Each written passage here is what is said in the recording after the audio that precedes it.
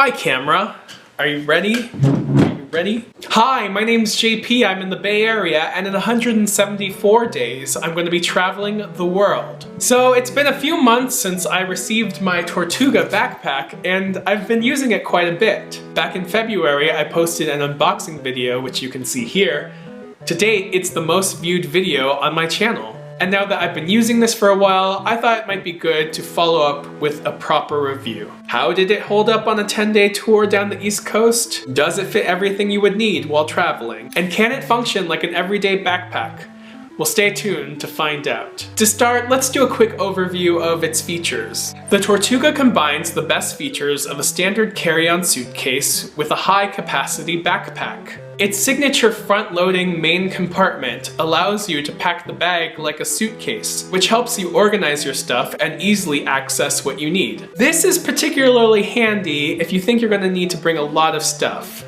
In a moment, I'll show you just what I mean. It has a top-loading padded sleeve for your laptop for easy convenience, a front pouch to store items you want to keep separate from the rest of your stuff, 2 side pockets big enough to fit small water bottles, and 2 waist strap pockets to carry small items that need to be accessed at a moment's notice. It also has mesh pockets on the inside to help you organize toiletries, wires, and other loose items, lockable zippers, and a built-in cover to protect the straps when the backpack is being stowed with other luggage.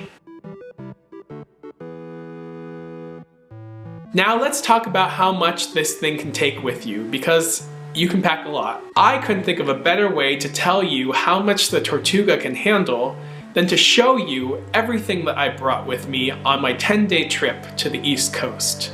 This was my first time attempting to go on a week-long plus trip with just carry-on luggage, and I gotta tell you, I overpacked. And yes, I'm about to make excuses for why I thought I needed to bring everything that I did, but luckily, the Tortuga was able to carry almost everything that I had. This trip had a number of purposes. I had to go see friends, to go party with them, to sightsee, to vlog, and to attend a conference. And I also wanted to keep up my workout routine along the way. Also, I was going to be in the Northeast at the tail end of their winter, and so I had thought I needed to bring a little bit more layers to keep warm, especially in Boston. My last consideration was that I was going to be staying at an Airbnb in the middle to end of my trip, and this place had laundry machines, so I didn't need to pack an outfit for every single day of the trip.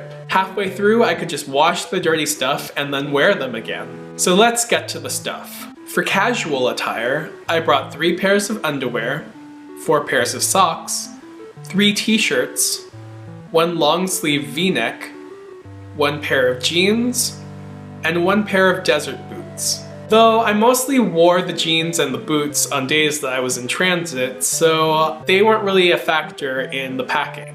To go out and to wear at the conference, I brought 3 collared shirts. Also for the conference, I brought a lightweight suit, another pair of slacks, 2 ties, a belt, and dress shoes. For the cold, I brought a light sweater, a sweater vest, and a down jacket. And finally, for my workouts, I brought 2 workout tees, a pair of workout shorts, 3 pairs of athletic underwear, 3 pairs of athletic socks, and a pair of athletic shoes. I told you I overpacked. I fit all of my liquid toiletries, including shaving products, in a gallon-size Ziploc bag, all TSA approved for carry-on. For vlogging, I brought my laptop, an external hard drive, a GorillaPod, my camera, and camera accessories.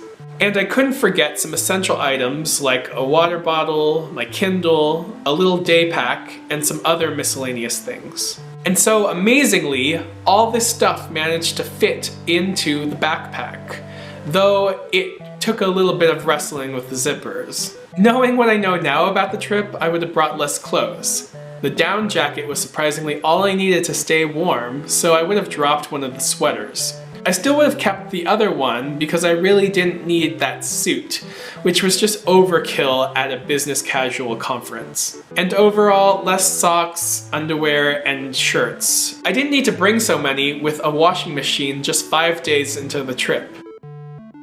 But even with overpacking, my stuff never completely exploded from the bag when I got to my accommodations. I was able to easily grab the things I needed without pulling everything else out because of the main front-loading compartment and all the different little pockets that kept things organized. With overpacking, the carry load was just under 35 pounds, which is a lot to carry on your back. But thanks to the design of the backpack, it was never too burdensome. The strap system made it possible to keep the carry load close to my body, so my shoulders and back were never straining when I wore it. And the waist strap is critical in this because it can transfer 80% of the weight into your hips. At one point, I found myself walking through the streets of Philadelphia for over 3 hours. Yes, it was a little heavy, and my shoulders totally thanked me when I got to my friend Tim's place. But overall, I was able to make it through without a ton of difficulty. Since I've returned from the East Coast, I've continued to use this backpack in my everyday life. I work out in the mornings before work, and I usually bring a standard size backpack to carry all my stuff. But the Tortuga is just so much more roomier that I've decided to start using it as my gym bag, transporting my toiletries and a change of clothes, and it definitely makes a good overnight bag for weekend trips. But ultimately, this bag is just not designed for this kind of use, and I find that some of its features can get in the way. Particularly the waist strap, which has those pockets. They're very, very bulky,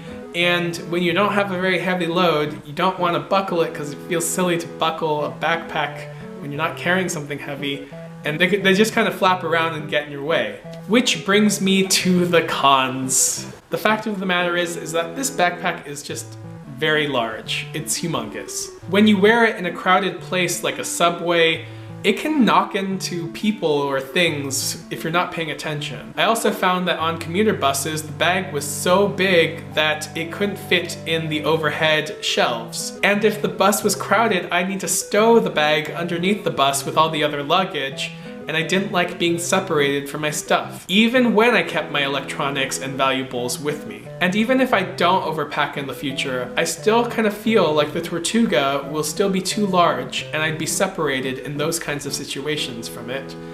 And that's not particularly comforting. The company that makes this backpack also offers a smaller version, the Tortuga Air. I'd be curious to know if people with that version of the bag deal with the same problem. If you have one, let me know in the comments below. Other than that minor gripe, which is not really a deal breaker, I'm really enjoying the Tortuga, and I know it's exactly what I'm going to need on my trip to Southeast Asia in November. And hey, no baggage check-in fees.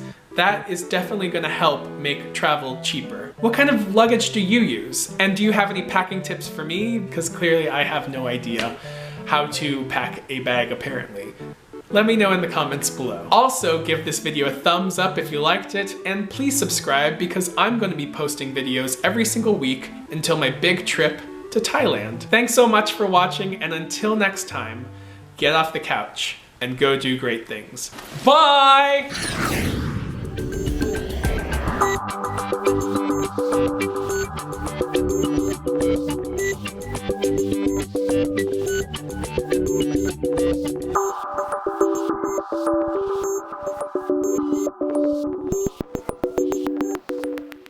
And in 174 days, I'm going to be traveling the world.